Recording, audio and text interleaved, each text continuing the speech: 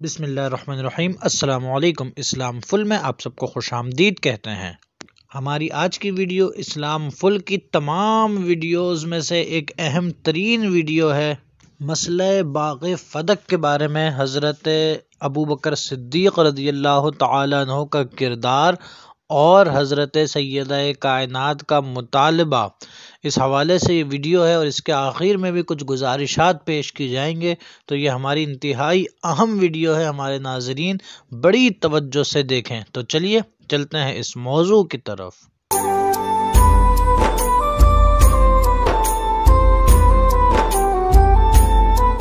مسئلہ فدق پر گفتگو کرنے سے پہلے یہ جان لیتے ہیں کہ فدق ہے کیا۔ تو فدق خیبر کے ایک علاقے کا نام ہے جس میں کھجور کے باغات اور چشمے ہیں۔ یہ علاقہ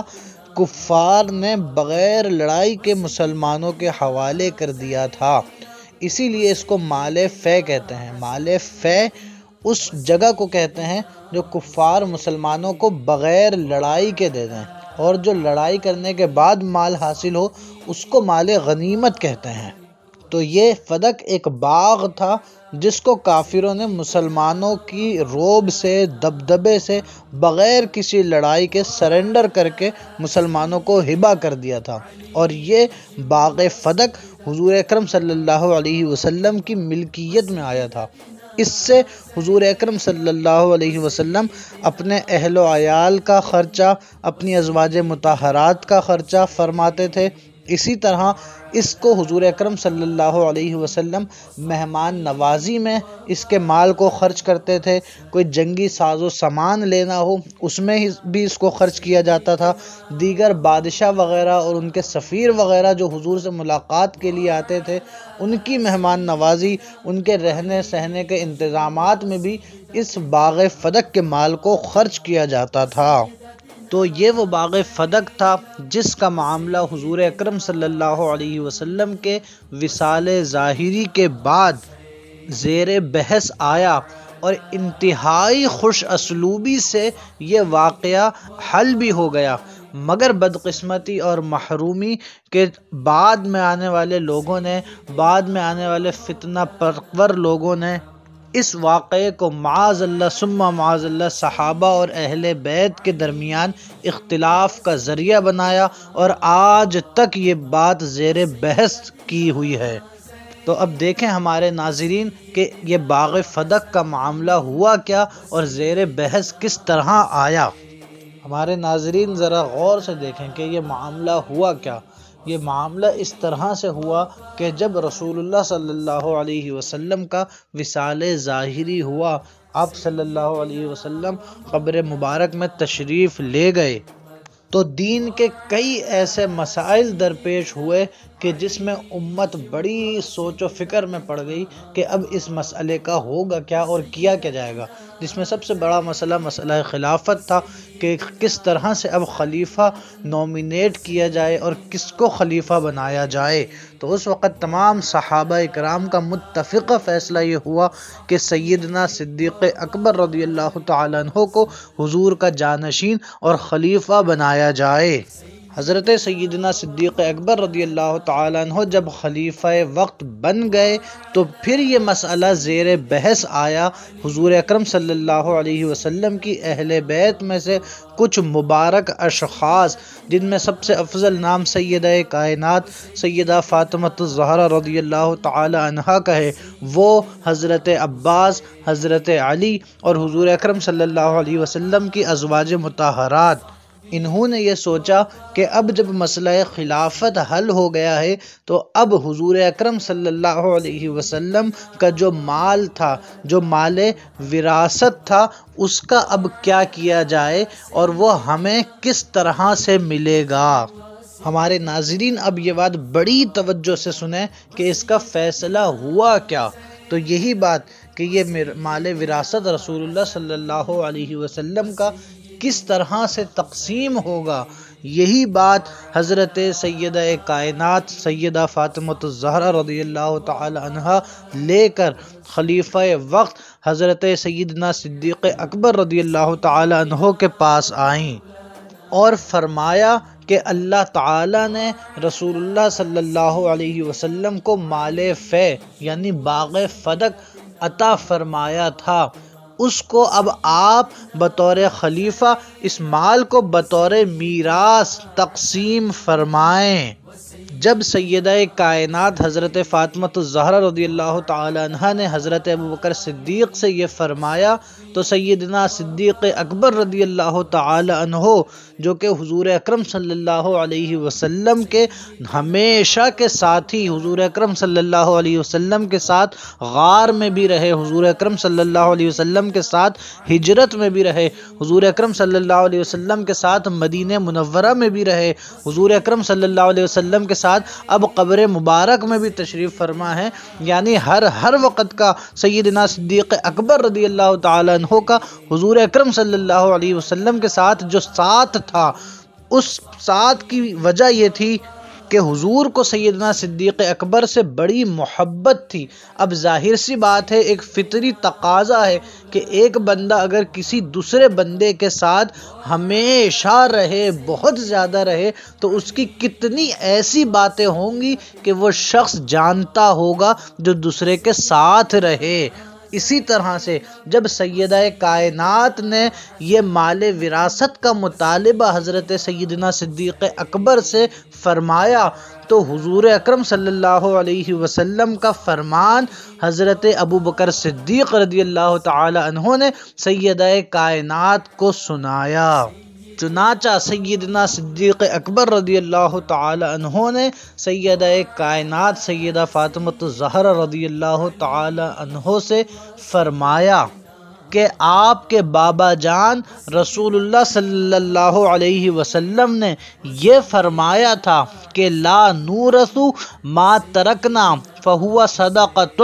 یعنی ہم انبیاء کا کوئی وارث نہیں ہوتا، ہم نے جو کچھ مال وغیرہ چھوڑا وہ مسلمانوں پر صدقہ ہوتا ہے۔ سیدہ کائنات نے حضرت ابوبکر صدیق رضی اللہ تعالی عنہ کی یہ بات سنی کہ حضرت سیدہ کائنات کے بابا جان نے یہ فرمایا ہے تو سیدہ کائنات خاموش ہو گئیں۔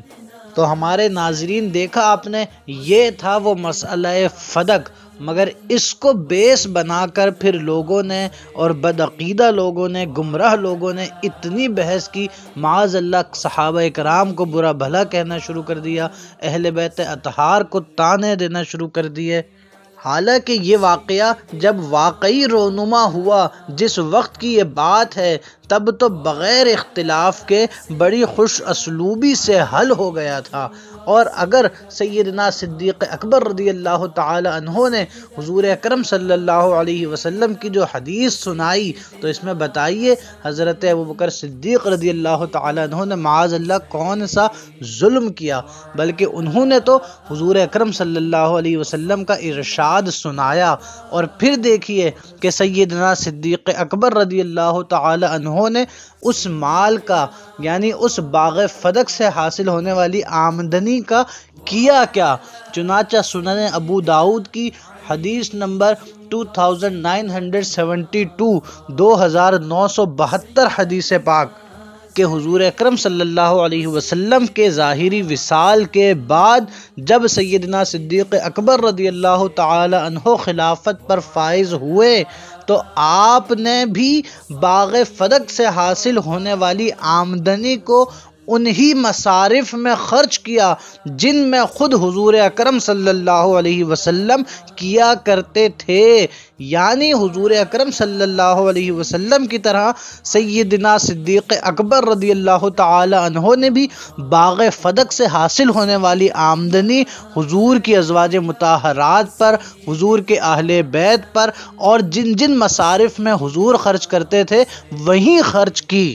تو دیکھا ہمارے ناظرین آپ نے کہ یہ باغ فدق کا مسئلہ صحابہ اکرام کے درمیان تو کتنی خوش اسلوبی سے طے ہو گیا تھا کہ سیدہ کائنات سیدنا صدیق اکبر رضی اللہ تعالی عنہ کے پاس تشریف لے گئیں۔ انہوں نے حضرت ابوبکر صدیق سے ایک بات پوچھی اور عرض کی، اور حضرت سیدنا صدیق اکبر رضی اللہ تعالی عنہ نے حضور اکرم صلی اللہ علیہ وسلم کا فرمان سنا دیا تو سیدہ کائنات خاموش ہو کر واپس تشریف لے آئیں۔ اب ذرا ایک اور حدیث پاک سن لیجئے۔ حضرت سیدنا صدیق اکبر رضی اللہ تعالی عنہ کے فرمان کے موافق جامع ترمذی کی حدیث نمبر 2691